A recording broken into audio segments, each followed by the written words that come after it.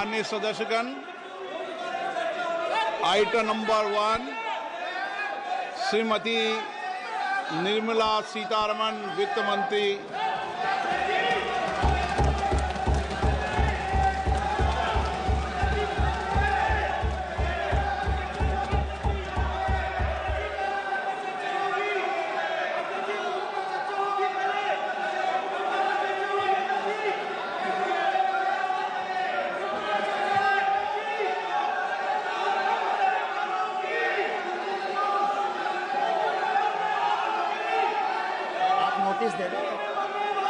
सदस्यगण, budget के बाद राज्यपाल अभिभाषण में आपको पर्याप्त अवसर दूंगा। मेरा आपसे निवेदन है, नहीं माननीय अखिलेश जी, आपने संसद की मर्यादा को आप बना के रखें। कभी बजट भाषण के अंदर इस तरीके का नहीं हुआ, ये उचित नहीं है, ये उचित नहीं है। अखिलेश जी प्लीज, मैं आपको मौका दूंगा राज्यपाल अभिभाषण पे, प्लीज। नो, ये तरीका ठीक नहीं है। No,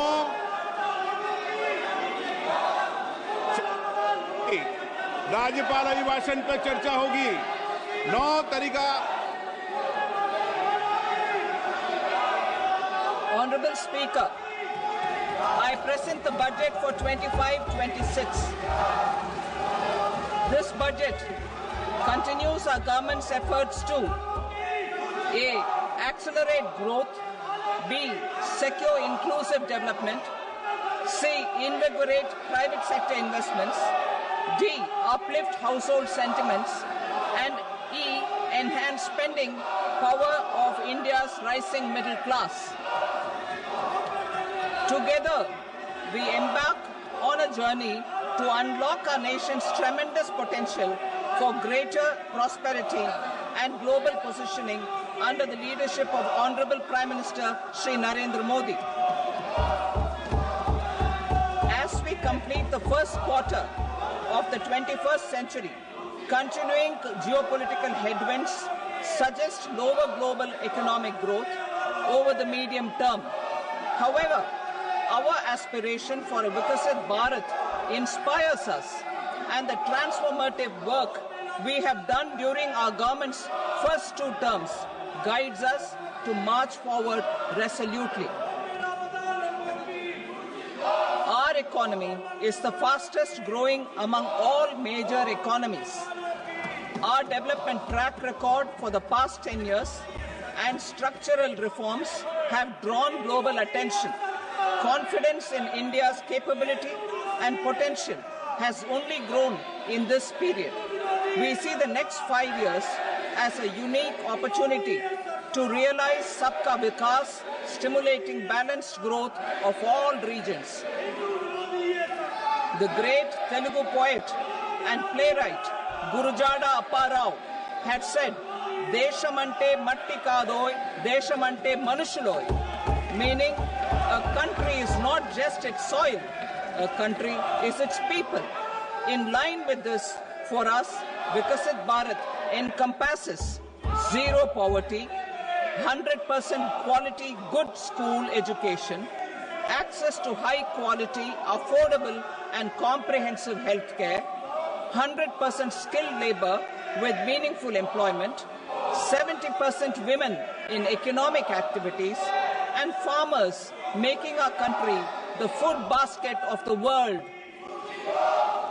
In this budget, the proposed development measures span 10 broad areas focusing on Garib, youth, Annadata and Nari, spurring agricultural growth and productivity, building rural prosperity and resilience, taking everyone together on an inclusive growth path, boosting manufacturing and furthering Make in India, supporting MSMEs, enabling employment-led development, investing in people, economy and innovation, securing energy supplies, promoting exports and nurturing innovation.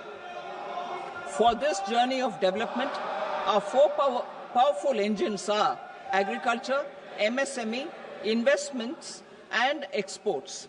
The fuel, our reforms, our guiding spirit, inclusivity, and the destination, Vikasit Bharat. This budget aims to initiate transformative reforms across 6 domains.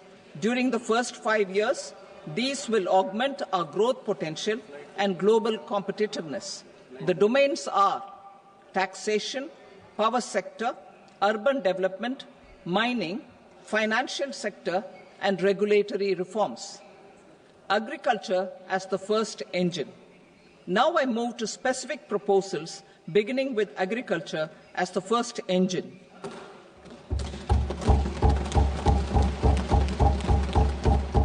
Prime Minister Dhan Dhanya Krishi Yojana, Developing Agri-Districts Program.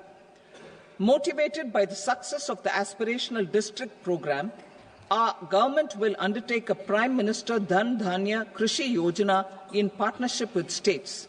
Through the convergence of existing schemes and specialized measures, the program will cover 100 districts with low productivity, moderate crop intensity, and below average credit parameters.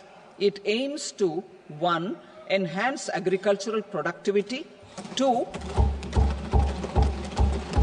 Adopt crop diversification and sustainable agricultural practices, 3. Augment post-harvest storage at the panchayat and block level, 4. Improve irrigation facilities, and 5. Facilitate availability of long-term and short-term credit.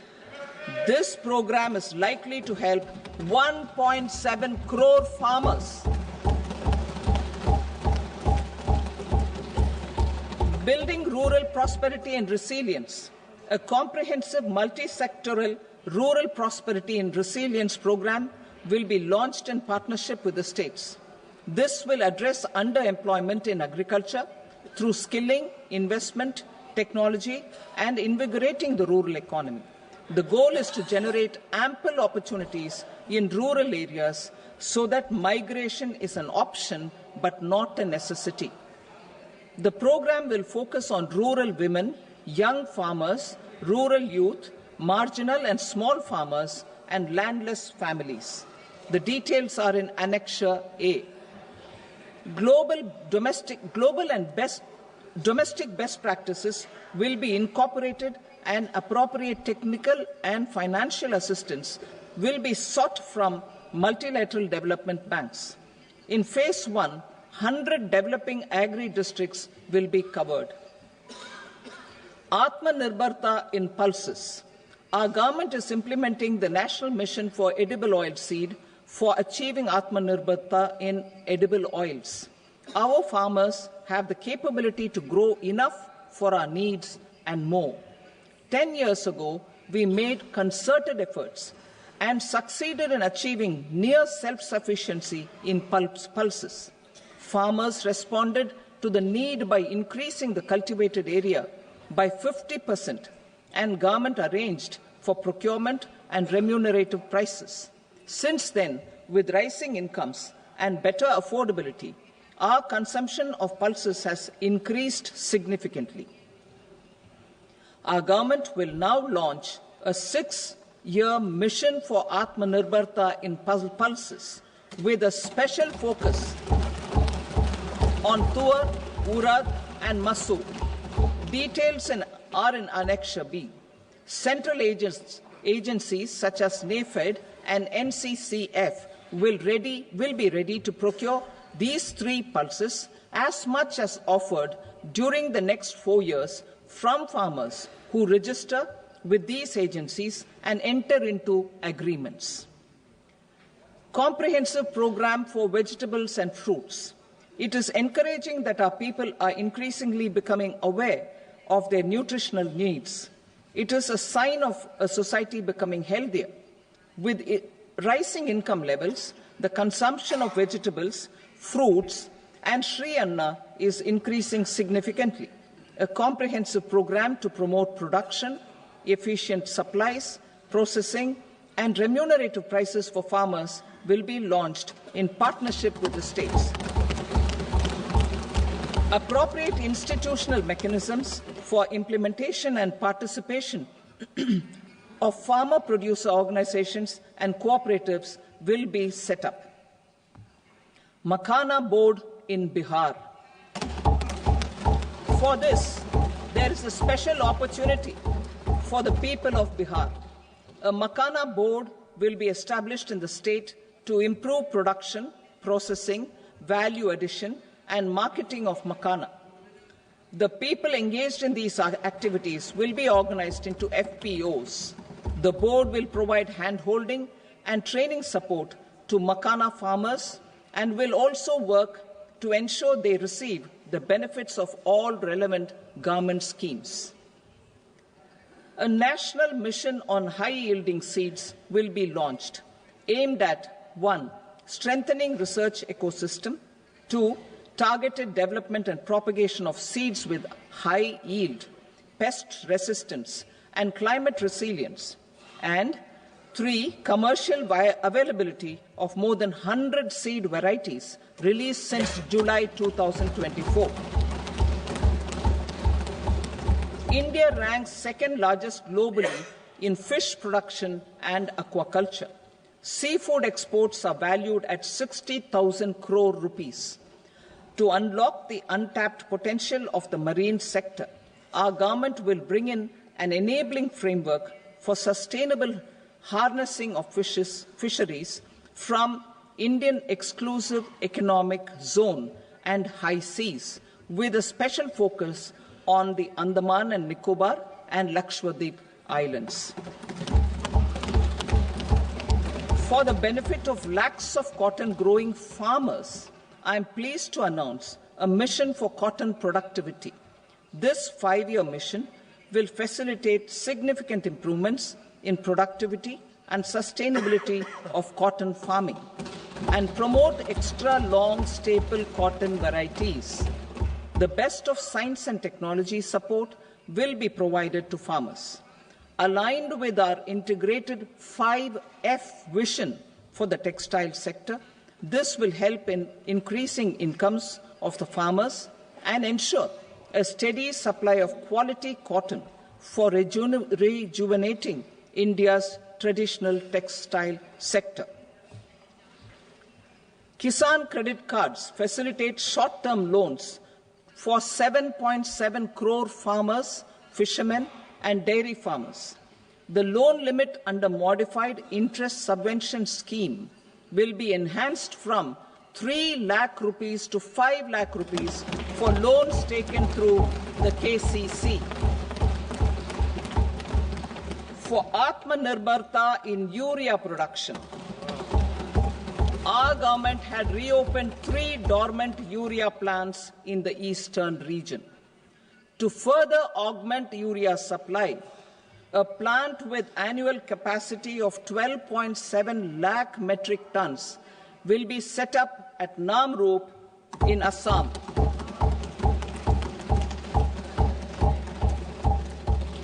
India Post, with 1.5 lakh rural post offices, complemented by the India Post Payment Bank and a vast network of 2.4 lakh Dak Sevaks, will be repositioned to act as a catalyst for the rural economy. Details are at Annexure C. India Post will also be transformed as a large public logistics organization. This will meet the rising needs of Vishwakarmas, new entrepreneurs, women, self-help groups, MSMEs, and the large business organizations. Our government will provide support to NCDC for its lending operations for the cooperative sector. MSMEs as the second engine. Now I move to MSMEs as the second engine, which encompasses manufacturing and services with a focus on MSMEs numbering 5.7 crores. Currently, over 1 crore registered MSMEs, employing 7.5 crore people and generating 36% of our manufacturing, have come together to position India as a global manufacturing hub. With their quality products, these MSMEs are responsible for 45% of our exports. To help them achieve higher efficiencies of scale, technological upgradation, and better access to capital, the investment and turnover limits for classification of all MSMEs will be enhanced to 2.5 and 2 times respectively. This will give them the confidence to grow and generate employment for our youth. The details are given in Annexure D. To improve access to credit, the credit guarantee cover will be enhanced.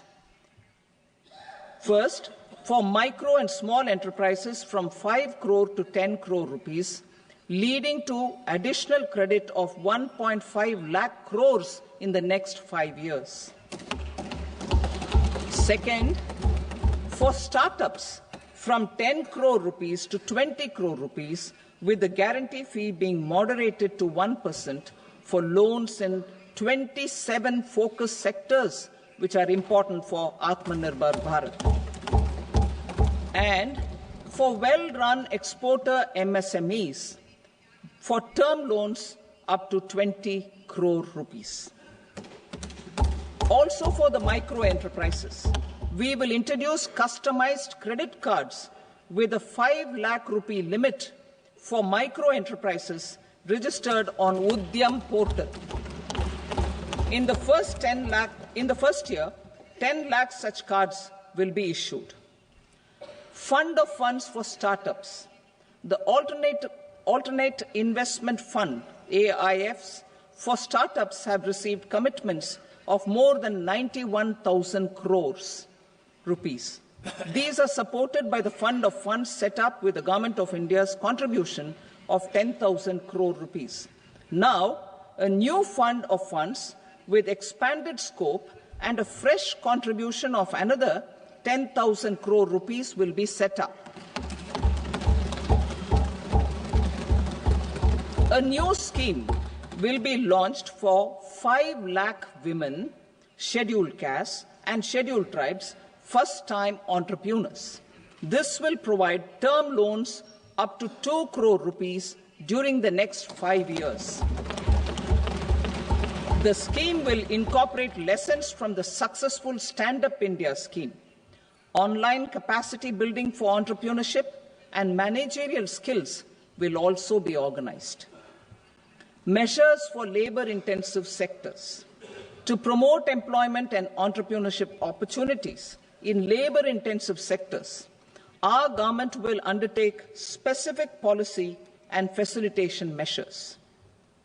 To enhance the productivity, quality, and competitiveness of India's footwear and leather sector, a focused product scheme will be implemented. The scheme will support design capacity, component manufacturing, and machinery required for production of non-leather quality footwear, besides the support for leather footwear and products. The scheme is expected to facilitate employment for 22 lakh persons, generate over 4 lakh crore rupees, and exports of over 1.1 lakh crore rupees. Measures for the toys sector. Building on the National Action Plan for Toys, we will implement a scheme to make India a global hub for toys.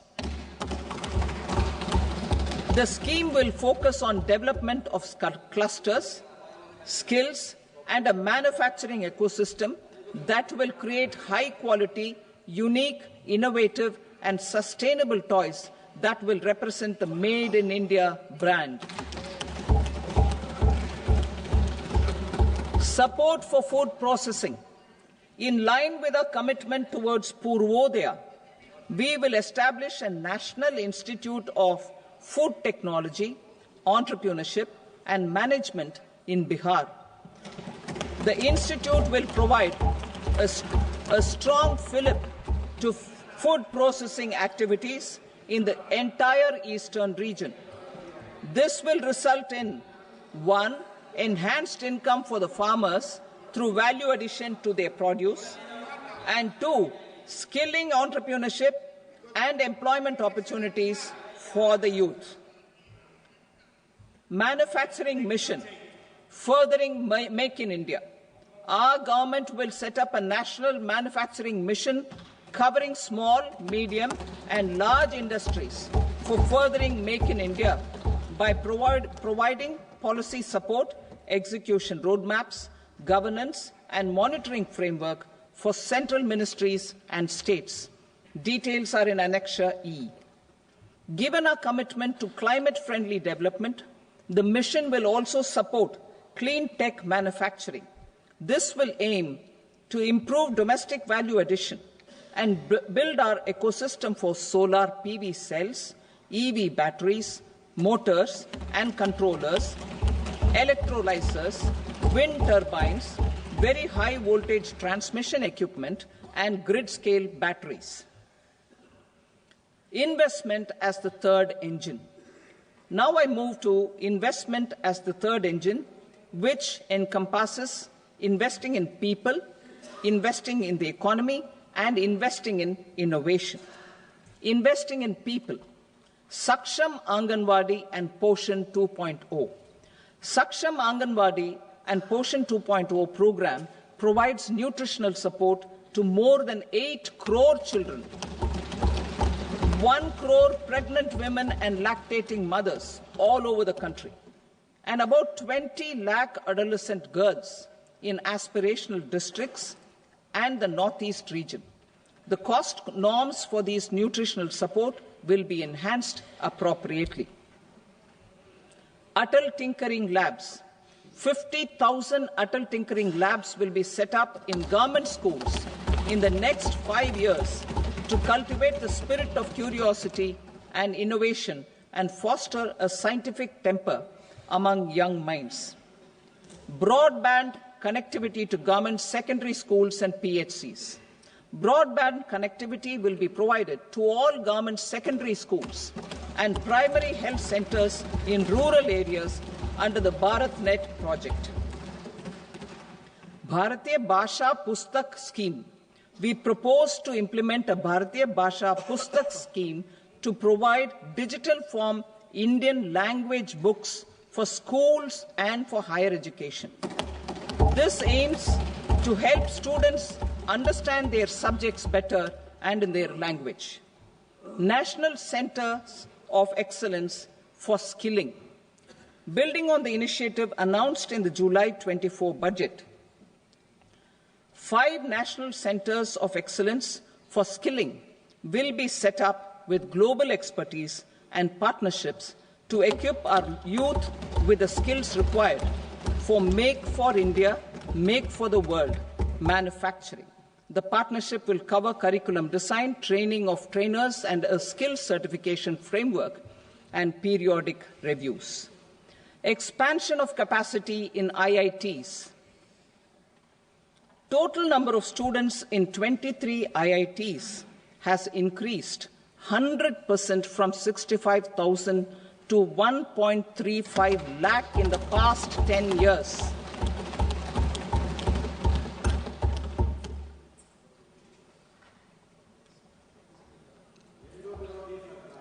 Additional infrastructure will be created in the 5 IITs started after 2014 to facilitate education for 6,500 more students.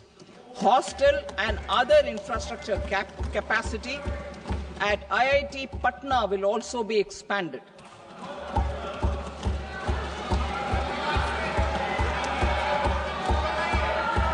Center of Excellence.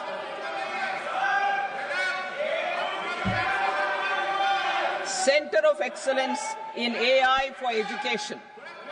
I had announced 3 centers of excellence in artificial intelligence for agriculture, health, and sustainable cities in 2023.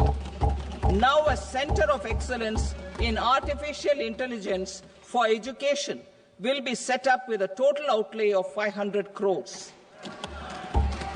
Expansion of medical education. Our government has added almost 1.1 lakh undergraduate and postgraduate medical education seats in 10 years, an increase of 130%. In the next year, 10,000 additional seats will be added in medical colleges and hospitals towards the goal of adding 75,000 seats in the next 5 years. Daycare cancer centers in all district hospitals. Our government will facilitate setting up of daycare cancer centers in all district hospitals in the next 3 years.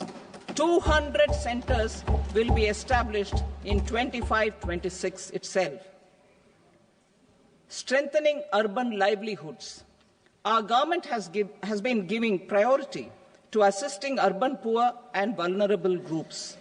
A scheme for socio-economic upliftment of urban workers will be implemented to help them improve their incomes, have sustainable livelihoods, and a better quality of life. PM Swanidhi scheme has benefited more than 68 lakh street vendors, giving them respite from high-interest informal sector loans.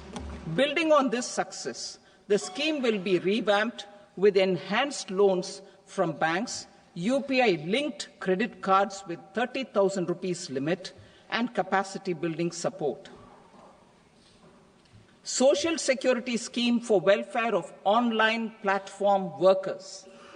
Gig workers of online platforms provide great dynamism to the new age services economy. Recognizing their contribution, our government will arrange for their identity cards and registration on the e-Shram portal.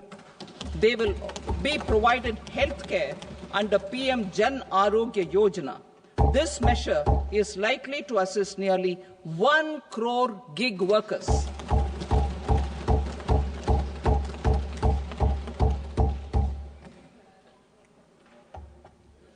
Investing in the economy. Public-private partnership in infrastructure.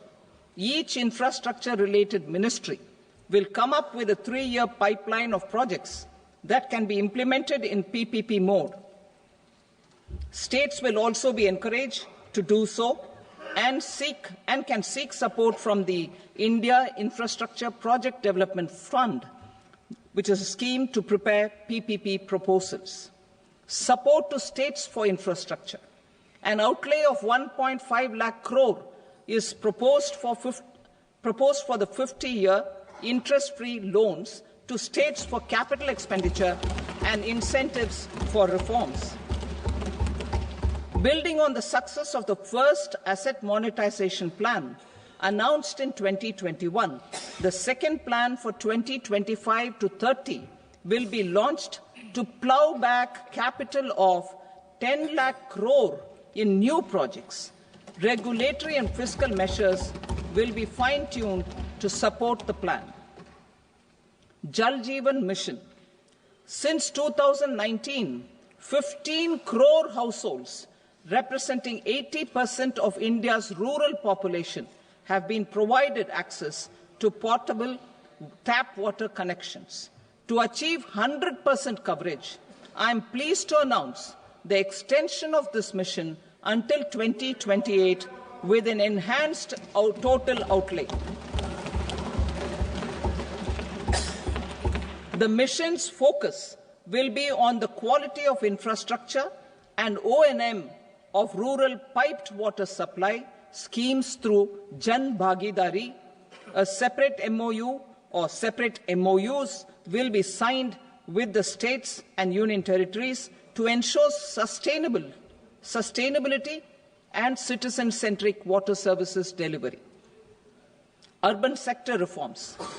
Building on the July budget proposals, urban sector reforms related to governance, municipal services, urban land and planning will be incentivized. Urban Challenge Fund.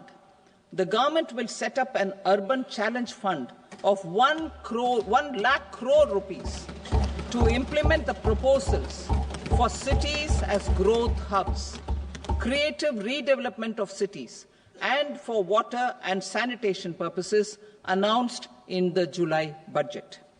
This fund will finance up to 25% of the cost of bankable projects, with a stipulation that at least 50% of the cost is funded from bonds, bank loans, and PPPs. An allocation of 10,000 crore is proposed in 2025-26. Power sector reforms. We will incentivize electricity distribution reforms and augmentation of intra-state transmission capacity by states.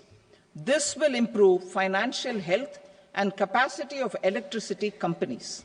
Additional borrowing of 0.5% of GSDP will be allowed to states contingent on these reforms. Nuclear energy mission for Vikasit Bharat. Development of at least 100 gigawatt of nuclear energy by 2047 is essential for our energy transition efforts. For an active partnership with the private sector towards this goal, amendments to the Atomic Energy Act and the Civil Liability for Nuclear Damage Act will be taken up. A nuclear energy mission for research and development of small modular reactors with an outlay of 20,000 crore will be set up. At least 5 indigenously developed small modular reactors will be operationalized by 2033. Shipbuilding. The shipbuilding financial assistance policy will be revamped to address cost disadvantages. This will also include credit notes for shipbreaking in Indian yards to promote the circular economy. Large ships above a specified size will be included in the infrastructure harmonized master list. Shipbuilding clusters will be facilitated to increase the range, categories, and capacity of ships. This will include additional infrastructure, facilities, skilling, and technology to develop the entire ecosystem. Maritime Development Fund. For long-term financing for the maritime industry, a Maritime Development Fund with a corpus of 25,000 crore rupees will be set up. This will be for distributed support and promoting competition. This will have up to 49% contribution by the government, and the balance will be mobilized from ports and from private sector. UDAN regional connectivity schemes. UDAN has enabled 1.5 crore middle-class people to meet their aspirations for speedier travel. The scheme has connected 88 airports, and operationalized 619 routes. Inspired by that success, a modified UDAN scheme will be launched to enhance regional connectivity to 120 new destinations and carry 4 crore passengers in the next 10 years. 4 crore additional passengers in the next 10 years.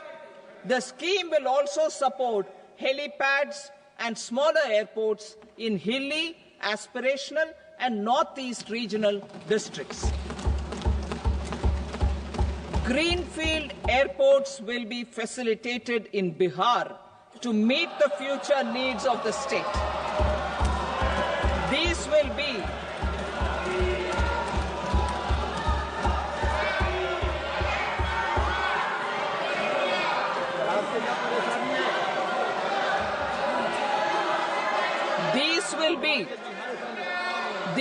be in addition to the expansion of the capacity of Patna Airport and a brownfield airport in Beta.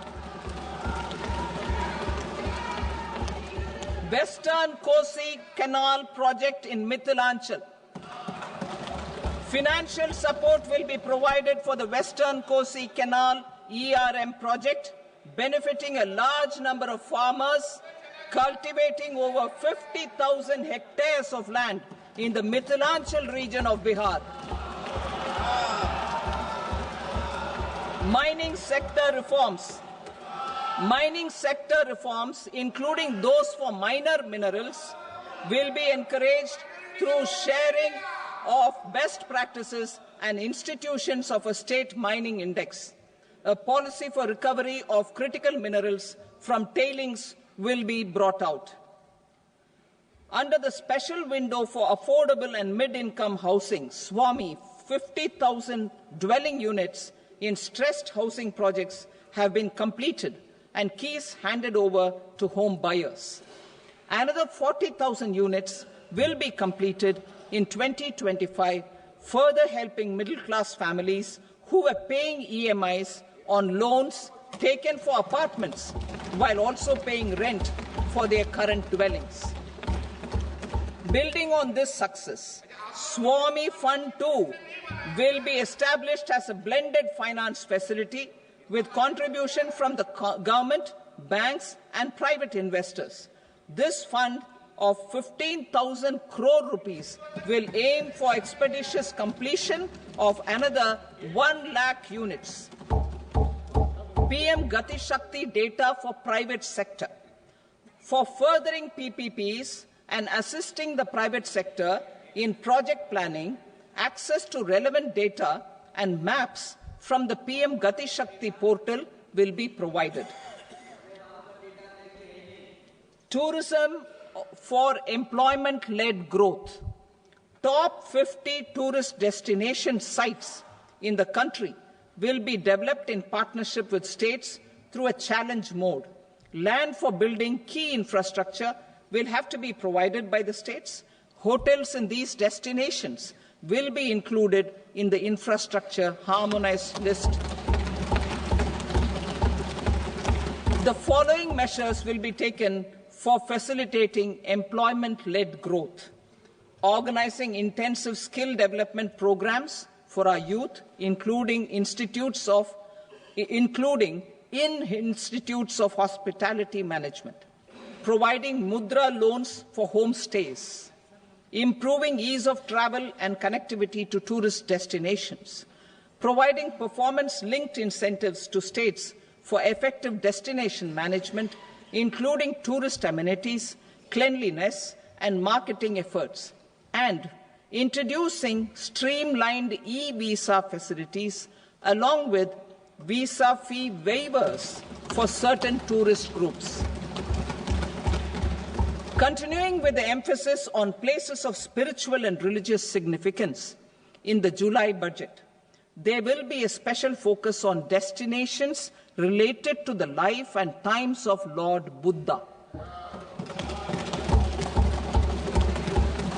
Medical tourism and heal in India.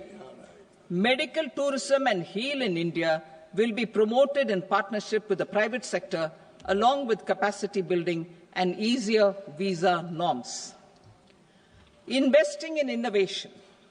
To implement private sector-driven research, development and innovation initiatives announced in the July budget, I am now allocating 20,000 crore rupees for this purpose. A deep tech fund of funds will also be explored to catalyze the next generation startups as a part of this initiative. In the next 5 years, under the PM Research Fellowship Scheme, we will provide 10,000 fellowships for technological research in IITs and IISc with enhanced financial support. The second gene bank with 10 lakh germplasm lines will be set up for future food and nutritional security.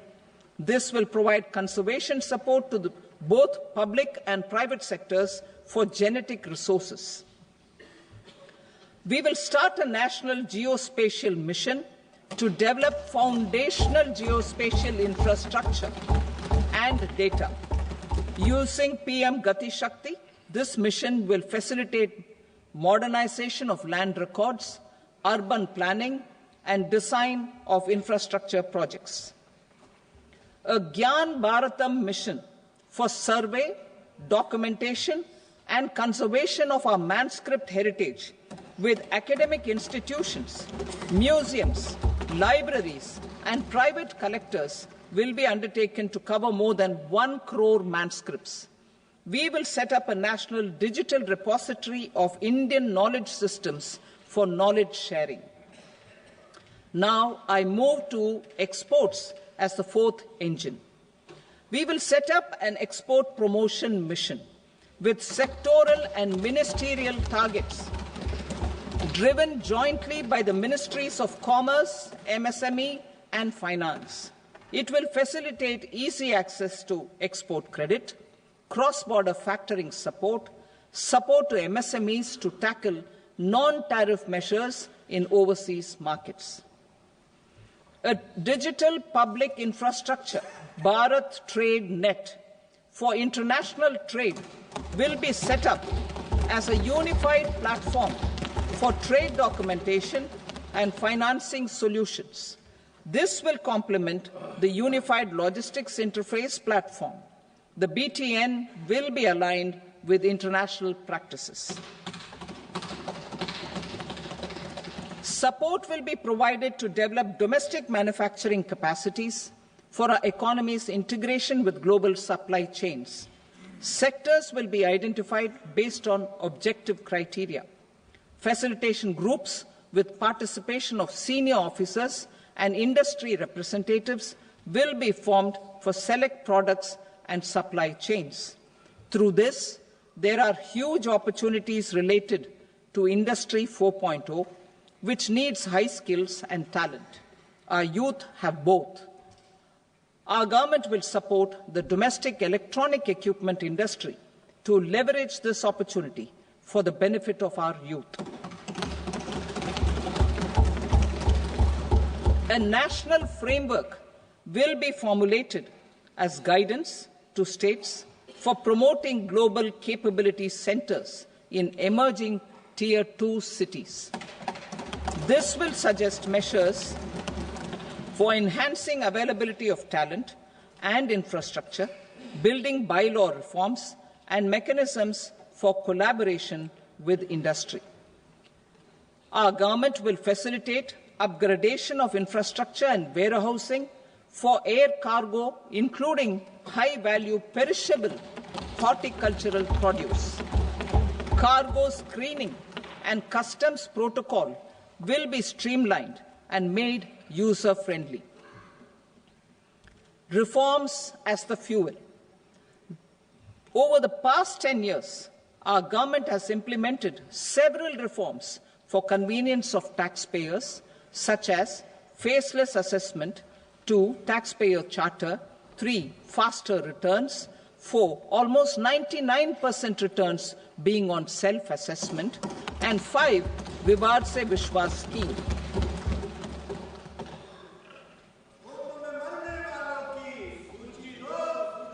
Continuing these efforts, I reaffirm the commitment of the Tax Department to trust first, scrutinize later.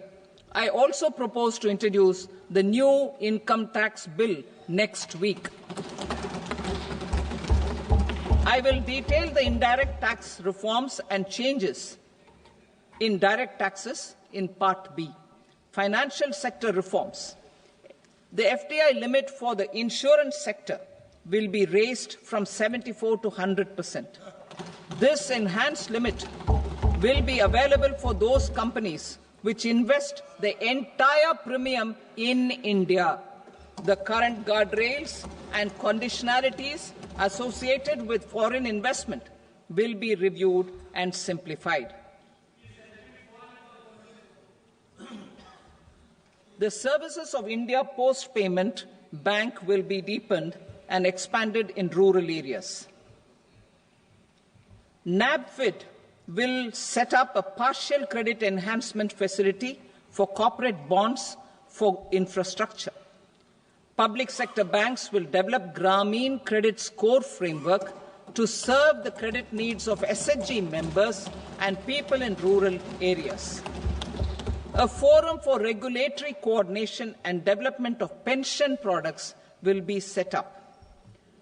To implement the earlier announcement on simplifying the KYC processes, the revamped Central KYC Registry will be rolled out in 2025. We will also implement a streamlined system for periodic updating.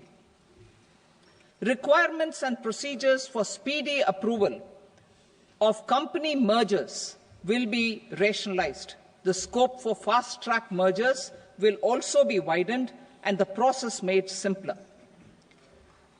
As proposed in the interim budget, we signed bilateral investment treaties with 2 countries in 2024 to encourage sustained foreign investment, and in the spirit of First Develop India, the current model BIT will be revamped and made more investor-friendly.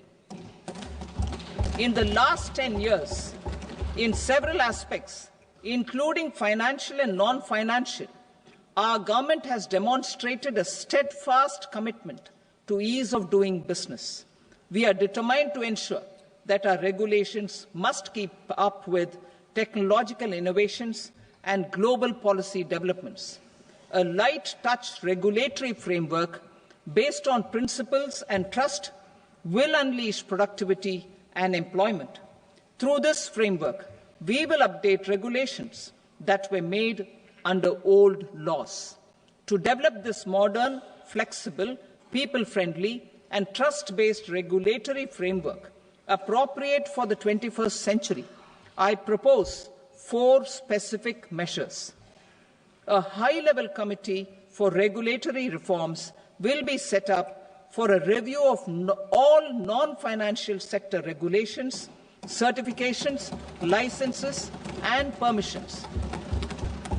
The committee will be expected to make recommendations within a year. The objective is to strengthen trust-based economic governance and take transformational measures to enhance ease of doing business, especially in matters of inspection and compliances. States will be encouraged to join in this endeavour.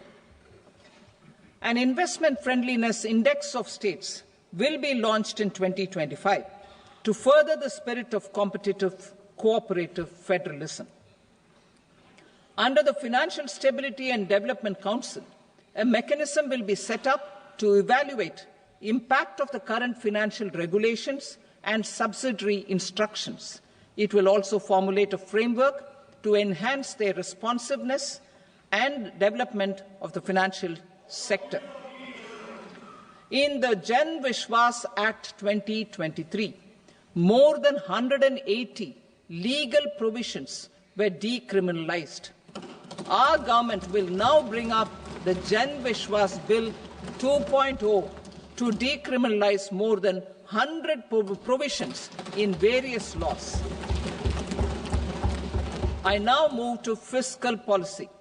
In the July budget, I had committed to staying the course for fiscal consolidation.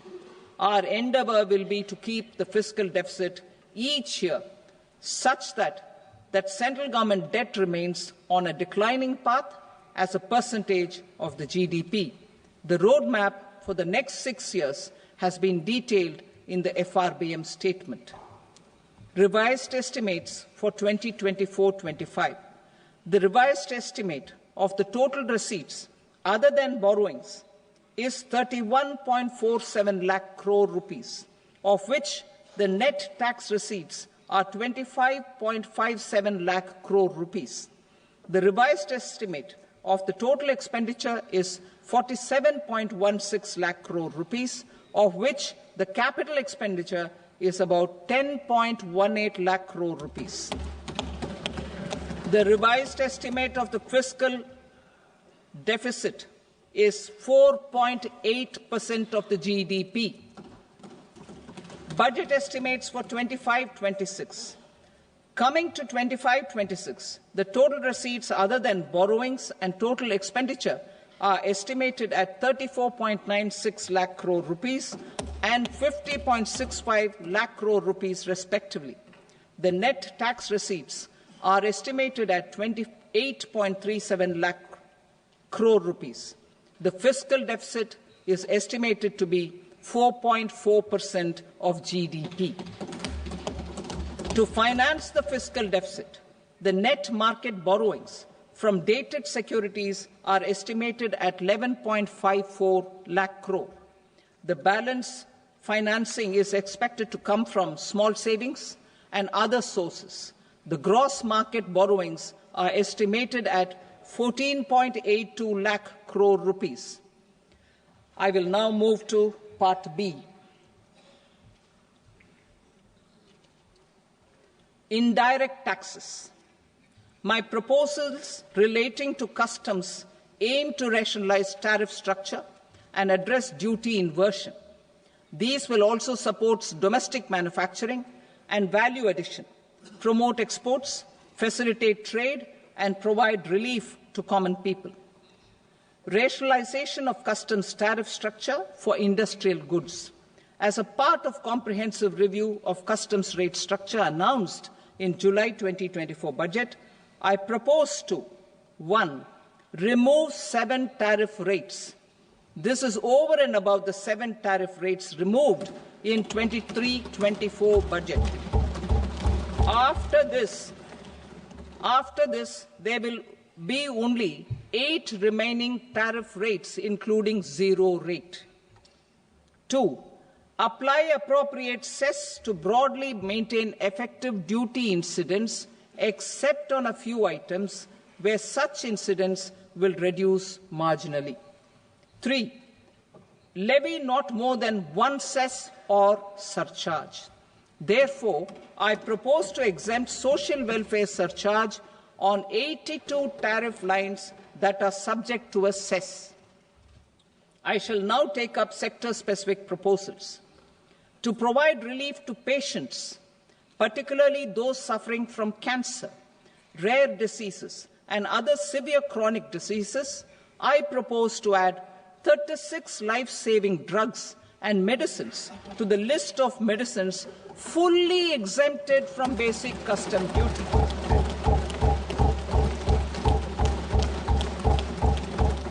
I also propose to add 6 life-saving medicines to the list attracting concessional custom duty of 5%. Full exemption and concessional duty will also respectively apply on the bulk drugs for manufacture of the above. Specified drugs and medicines under patient assistance programs run by the pharmaceutical companies are fully exempt from BCD, provided the medicines are supplied free of cost to the patients. I propose to add 37 more medicines along with 13 new patient assistance programs. Support to domestic manufacturing and value addition. Critical minerals. In the July 2024 budget, I had fully exempted BCD on 25 critical minerals that are not domestically available. I had also reduced BCD of 2 other such minerals to provide a major fillip to their processing, especially by MSMEs. Now, I propose to fully exempt cobalt powder and waste, the scrap of lithium-ion battery, lead, zinc, and 12 more critical minerals. This will help secure their availability for manufacturing in India and promote more jobs for our youth.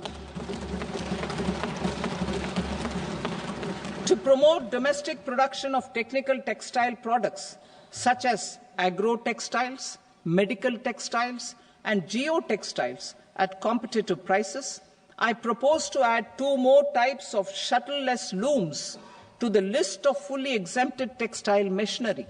I also propose to revise the BCD rate on knitted fabrics covered by 9 tariff lines from 10 or 20 to 20% or 115 rupees per kg, whichever is higher. Electronic goods. In line with our Make in India policy and to rectify inverted duty structure, I propose to increase the BCD on interactive flat panel display from 10% to 20% and reduce the BCD to 5% on open cell and other components. In 23-24 budget, for the manufacture of open cells of LCD, LED TVs, I had reduced the BCD on parts of open cells from 5% to 2.5%. To further boost the manufacture of such open cells, the BCD on these parts will now stand exempted. Lithium-ion battery. To the list of exempted capital goods, I propose to add 35 additional capital goods for EV battery manufacturing and 28 additional capital goods for mobile phone battery manufacturing. This will boost domestic manufacture of lithium-ion batteries, both for mobile phones and for electric vehicles. Shipping sector. Considering that shipbuilding has a long gestation period, I propose to continue the exemption of BCD on raw materials, components, consumables, or parts for the manufacture of ships for another 10 years.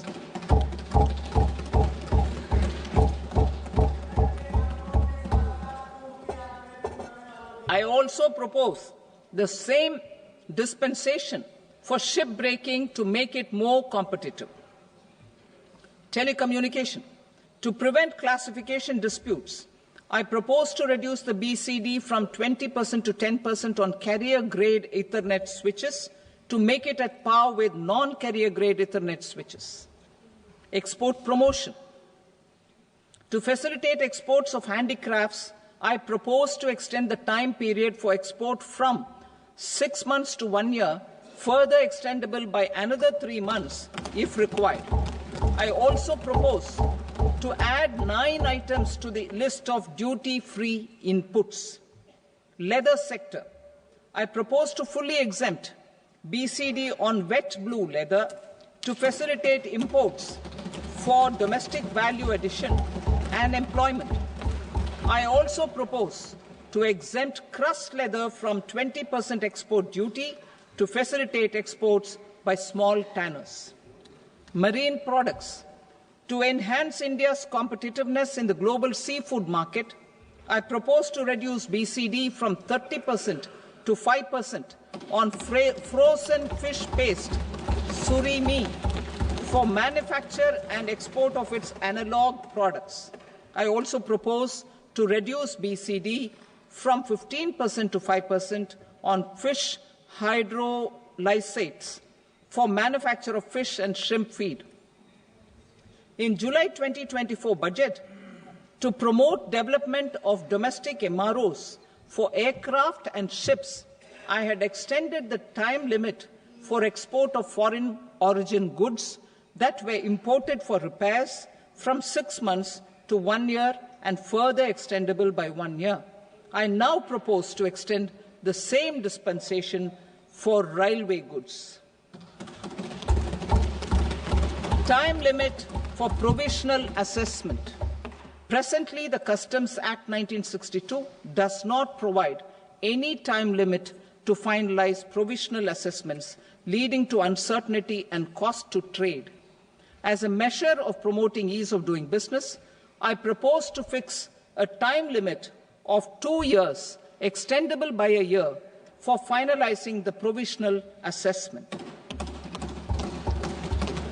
I propose to introduce a new provision that will enable importers or exporters, after clearance of goods, to voluntarily declare material facts and pay duty with interest but without penalty. This will incentivize voluntary compliance. However, this will not apply in cases where department has already initiated audit or investigation proceedings. For industry to better plan their imports, I propose to extend the time limit for the end use of imported inputs in the relevant rules from 6 months to 1 year. This will provide operational flexibility in view of cost and uncertainty of supply. Further, such importers will now have to file only quarterly statements instead of a monthly statement.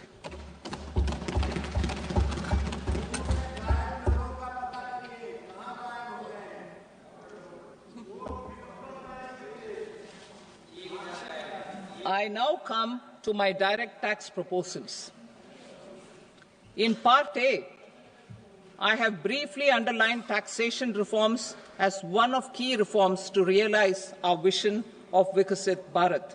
In respect of criminal law, our government had earlier ushered in Bharatiya Nyaya Sanhita, replacing Bharatiya Danda Sanhita.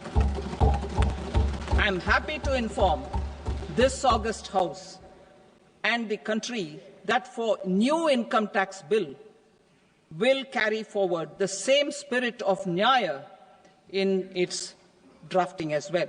The new bill will be clear and direct in text, with close to half of the present law in terms of both chapters and words. It will be simple to understand for taxpayers and tax administrators, leading to tax certainty and reduced litigation. Reforms, however, are not a destination. They are means to achieve good governance for our people and economy. Providing good governance primarily involves being responsive.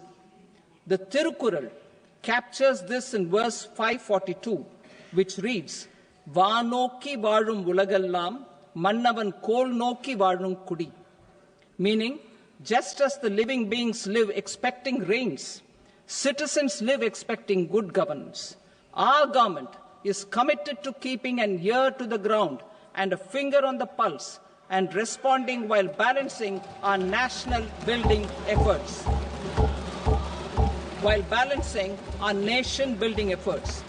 The following measures will detail just how our government will, under the guidance of PM Modi, has taken steps to understand and address. I repeat that sentence, sir. The following measures will detail just how our government, under the guidance of PM Modi, has taken steps to understand and address the needs voiced by our citizens. My tax proposals are guided by this spirit. The objectives of my proposals are as follows. Personal income tax reforms with special focus on middle class. Rationalization of TDS and TCS for easing difficulties. Encouraging voluntary compliance. Reducing compliance burden. Ease of doing business. Employment and investment. I will come to my proposal on personal income tax towards the end. TDS and TCS, rationalization for easing difficulties. I propose to rationalize tax deduction at source, TDS, by reducing the number of rates and thresholds above which TDS is deducted. Further, threshold amounts for tax deduction will be increased for better clarity and uniformity. The limit for tax deduction on interest for senior citizens is being doubled from the present 50,000 rupees to 1 lakh rupees. Similarly, the annual limit of 2.40 lakh rupees for TDS on rent is being increased to 6 lakh rupees. This will reduce the number of transactions liable to TDS, thus benefiting small taxpayers receiving small payments. The threshold to collect tax at source, the TCS, on remittances under RBI's liberalized remittance scheme, the LRS, is proposed to be increased from 7 lakh to 10 lakhs. I also propose to remove TCS on remittances for education purposes, where such remittances is out of a loan taken from a specified financial institution. Both TDS and TCS are being applied on any transaction related to sale of goods. To prevent such compliance difficulties, I propose to omit the TCS. I also propose that the provisions of the higher TDS deduction will now apply only in non-PAN cases. In July 2024, the delay for payment of TDS up to the due date of filing statement was decriminalized. I propose to provide the same relaxation to TCS provisions as well. The government under the leadership of Prime Minister Modi believes in Sabka Saath, Sabka Vikas, Sabka Vishwas and Sabka Prayas. In line with this, we brought in updated return facility in 2022 for voluntary compliance by taxpayers who had omitted to report their correct income. Our trust in taxpayers was proved right. Nearly 90 lakh taxpayers voluntarily updated their incomes by paying additional tax. Taking this trust further, I now propose to extend the time limit to file updated returns for any assessment year from the current limit of 2 years to 4 years. I propose to reduce the compliance burden for small charitable trusts and institutions by increasing their period of registration from 5 years to 10 years. It is also proposed that disproportionate consequences do not arise for minor defaults such as incomplete applications filed by charitable entities. Presently, taxpayers can claim the annual value of self-occupied properties as nil only on the fulfillment of certain conditions. Considering the difficulties faced by taxpayers, it is proposed to allow the benefit of 2 such self-occupied properties without any condition. To streamline the process of transfer pricing and to provide an alternative to yearly examination, I propose to introduce a scheme for determining arm's length price of international transaction for a block period of 3 years. This will be in line with global best practices. With a view to reduce litigation and provide certainty in international taxation, the scope of safe harbor rules is being expanded. A number of senior and very senior citizens have very old national savings scheme accounts. As interest is no longer payable on such accounts, I propose to exempt withdrawals made from NSS by individuals on or after 29th August 2024. I am also proposing to allow similar treatment to NPS Vatsalya accounts as is available to normal NPS accounts subject to overall limits.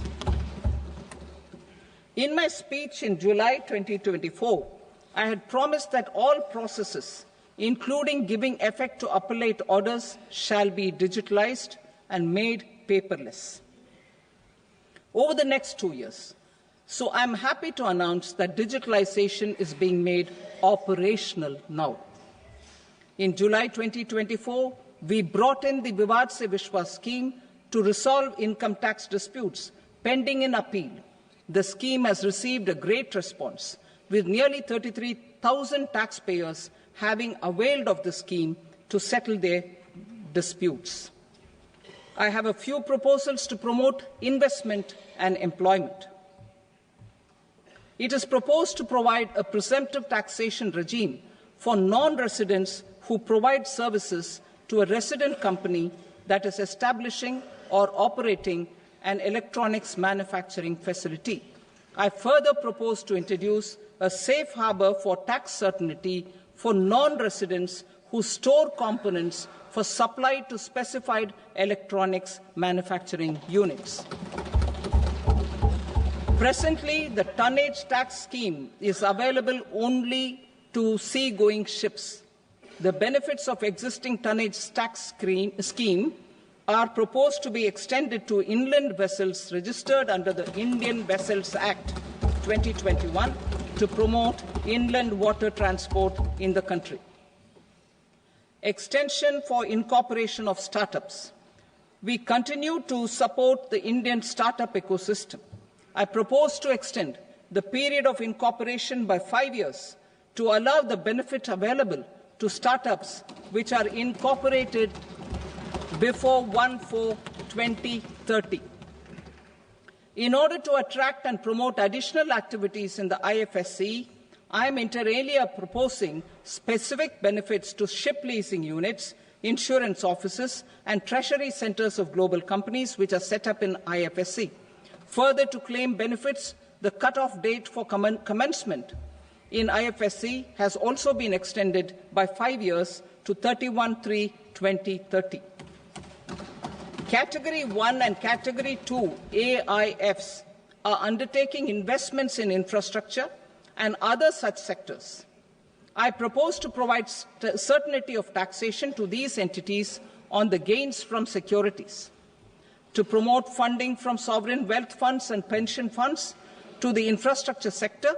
I propose to extend the date of making an investment by 5 more years up to 31st March 2030.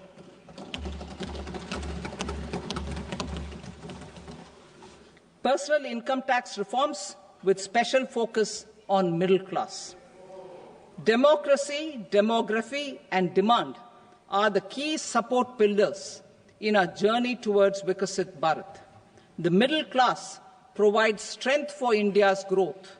This government, under the leadership of Prime Minister Modi, has always believed in the admirable energy and ability of the middle class in nation building. In recognition of their contribution,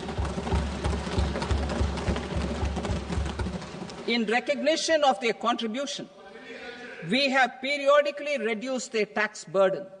Right after 2014, the nil tax slab was raised to 2.5 lakhs of rupees, which was further raised to 5 lakh rupees in 2019 and to 7 lakh rupees in 2023.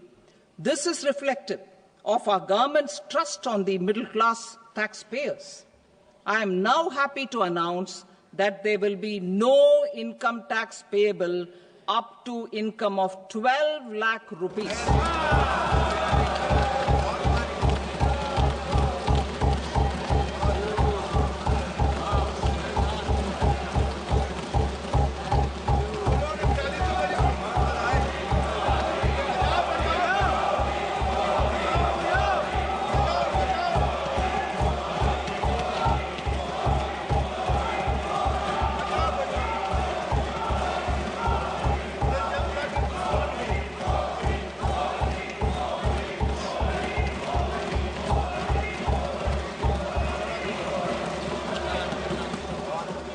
So, average income of 1 lakh per month, other than the special rate income such as capital gains, under the new regime. This limit will be 12.75 lakh for salaried taxpayers due to the standard deduction of 75,000. Slabs and rates are being changed across the board to benefit all taxpayers. The new structure will substantially reduce the taxes of the middle class and leave more money in their hands, boosting household consumption, savings, and investment. In the new tax regime, I propose to revise tax rate structures as follows: 0 to 4 lakh rupees nil, 4.8 lakh rupees to 4 to 8 lakh rupees 5%, 8 to 12 lakh rupees 10%, 12 to 16 lakh rupees 15%, 16 to 20 lakh rupees 20%, 20 to 24 lakh rupees 25%, and above 24 lakh rupees 30%. To taxpayers up to 12 lakh of normal income, other than special rate income such as capital gains. I read that again. To taxpayers up to 12 lakh of income, other than special rate income such as capital gains, tax rebate is being provided in addition to the benefit due to slab rate reduction in such a manner that there is no tax payable by them. The total tax benefit of slab rate changes and rebate at different income levels can be illustrated with a few examples. A taxpayer in the new regime with an income of 12 lakh rupees will get a benefit of 80,000 rupees in tax, which is 100% of tax payable as per the existing rates. A person having income a person having income of 18 lakh rupees will get a benefit of 70,000 rupees in tax. That is 30% of tax payable as per existing rates. A person with an income of 25 lakh gets a benefit of 1,10,000 rupees, that is 25% of his tax payable as per existing rates. Details of my tax proposals are given in the annexure. As a result of these proposals, Honourable Speaker, sir, revenue of about 1 lakh crore in direct taxes and 2,600 crores in indirect taxes will be foregone. Mr. Speaker, sir, with this, I commend the budget to this august House.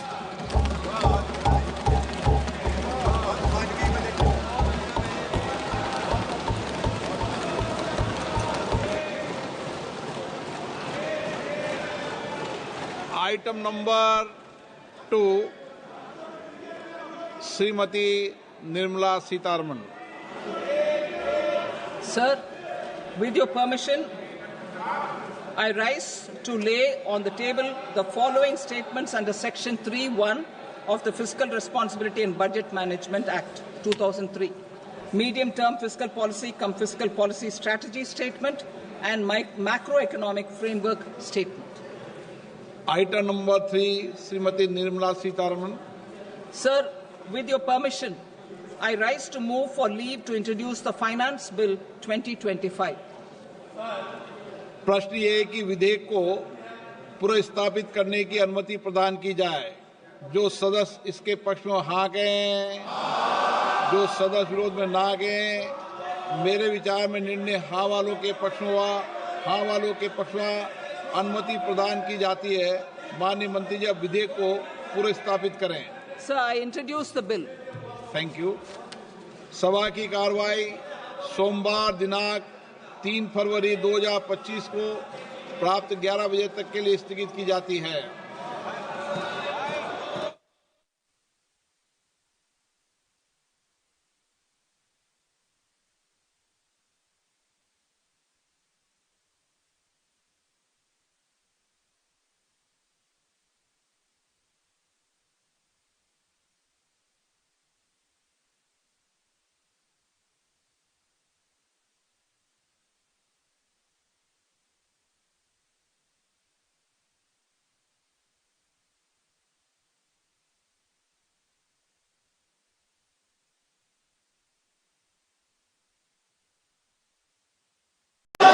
Honourable Speaker, I present the budget for 25-26. This budget continues our government's efforts to A. Accelerate growth, B. Secure inclusive development, C. Invigorate private sector investments, D. Uplift household sentiments, and E. Enhance spending power of India's rising middle class. Together, we embark on a journey to unlock our nation's tremendous potential for greater prosperity and global positioning under the leadership of Honourable Prime Minister Shri Narendra Modi. As we complete the first quarter of the 21st century, continuing geopolitical headwinds suggest lower global economic growth over the medium term. However, our aspiration for a Vikasit Bharat inspires us, and the transformative work we have done during our government's first 2 terms guides us to march forward resolutely. Our economy is the fastest growing among all major economies. Our development track record for the past 10 years and structural reforms have drawn global attention. Confidence in India's capability and potential has only grown in this period. We see the next 5 years as a unique opportunity to realize Sabka Vikas, stimulating balanced growth of all regions. The great Telugu poet and playwright Gurujada Apparao had said, "Deshamante matti kadoy, deshamante manushuloy." meaning a country is not just its soil, a country is its people.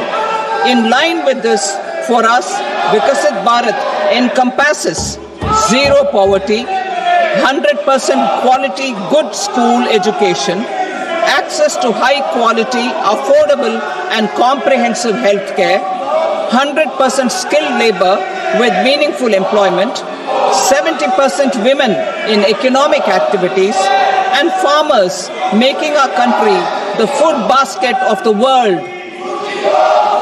In this budget, the proposed development measures span 10 broad areas focusing on Garib, Youth, Annadata and Nari, spurring agricultural growth and productivity, building rural prosperity and resilience, taking everyone together on an inclusive growth path, boosting manufacturing and furthering Make in India, supporting MSMEs, enabling employment-led development, investing in people, economy and innovation, securing energy supplies, promoting exports and nurturing innovation.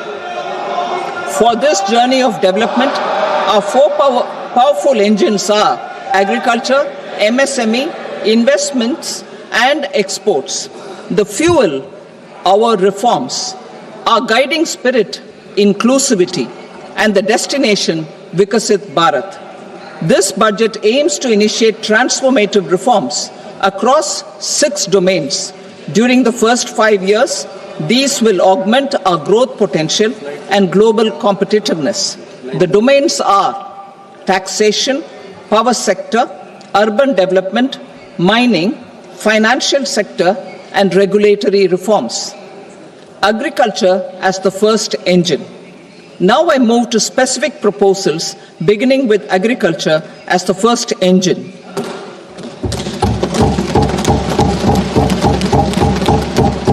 Prime Minister Dhan Dhanya Krishi Yojana, developing agri-districts program.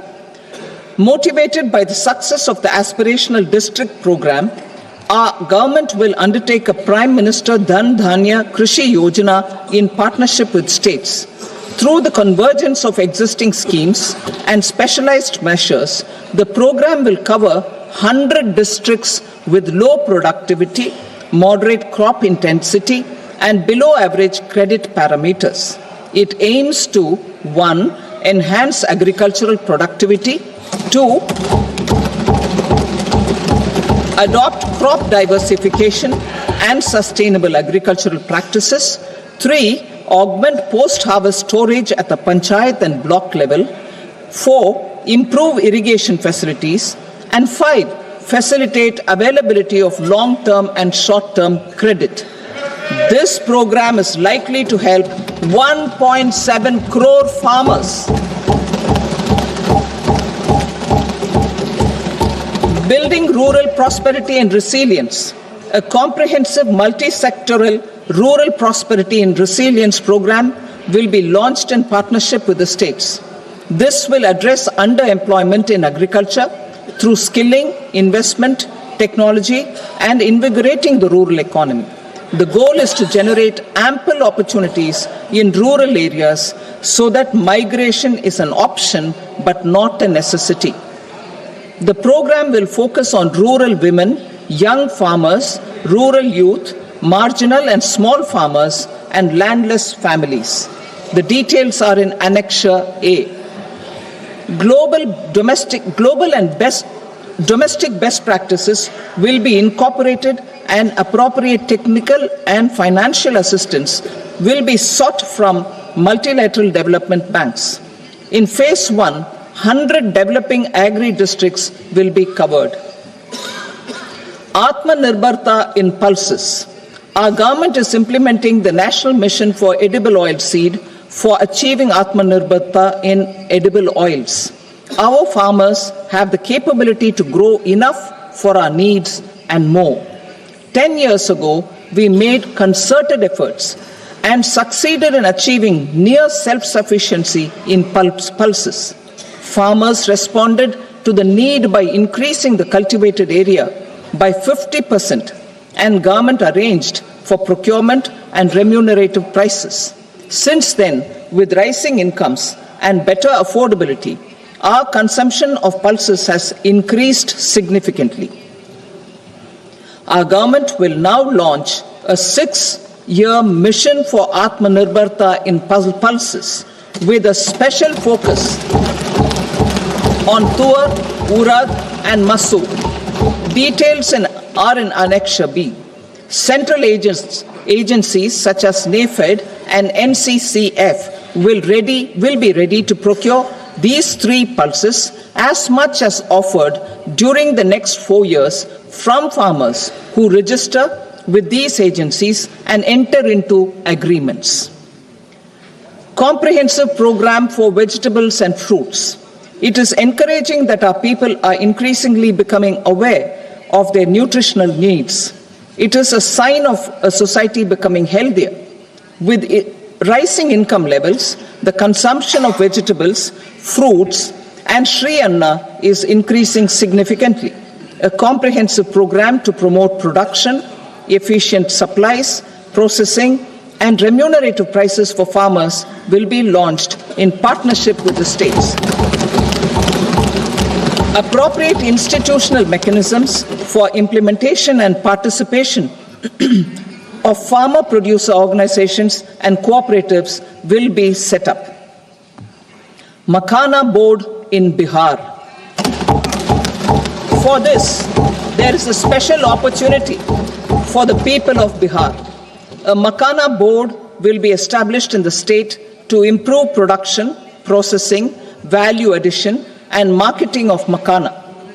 The people engaged in these activities will be organized into FPOs. The board will provide hand-holding and training support to makhana farmers and will also work to ensure they receive the benefits of all relevant government schemes. A national mission on high-yielding seeds will be launched, aimed at 1.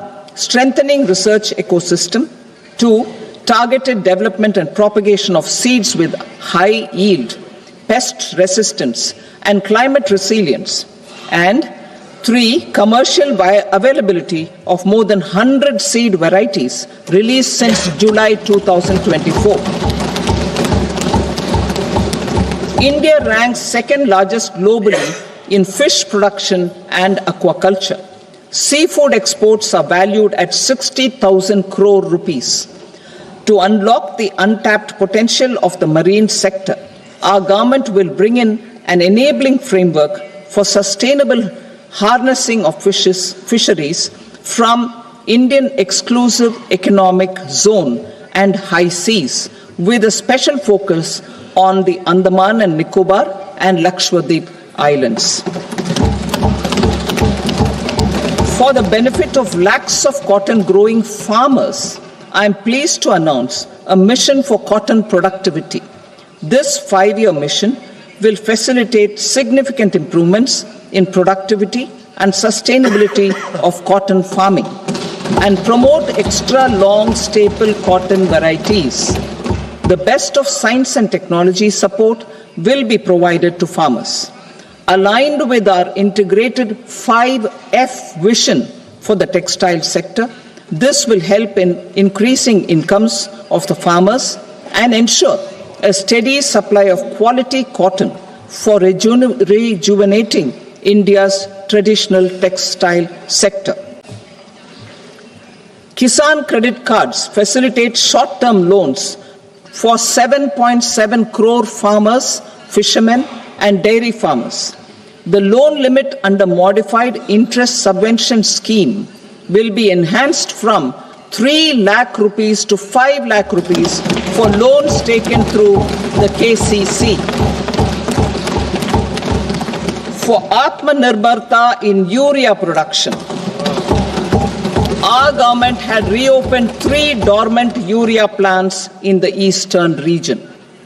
To further augment urea supply, a plant with annual capacity of 12.7 lakh metric tons will be set up at Namrup in Assam.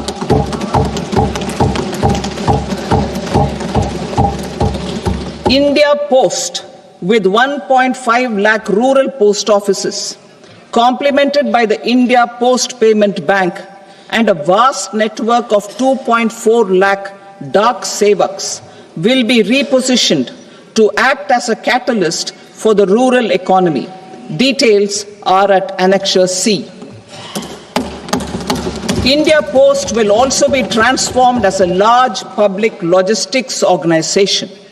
This will meet the rising needs of Vishwakarmas, new entrepreneurs, women, self-help groups, MSMEs, and the large business organizations. Our government will provide support to NCDC for its lending operations for the cooperative sector. MSMEs as the second engine. Now I move to MSMEs as the second engine, which encompasses manufacturing and services with a focus on income tax reforms with special focus on middle class. Democracy, demography, and demand are the key support pillars in our journey towards Vikasit Bharat. The middle class provides strength for India's growth. This government, under the leadership of Prime Minister Modi, has always believed in the admirable energy and ability of the middle class in nation building. In recognition of their contribution,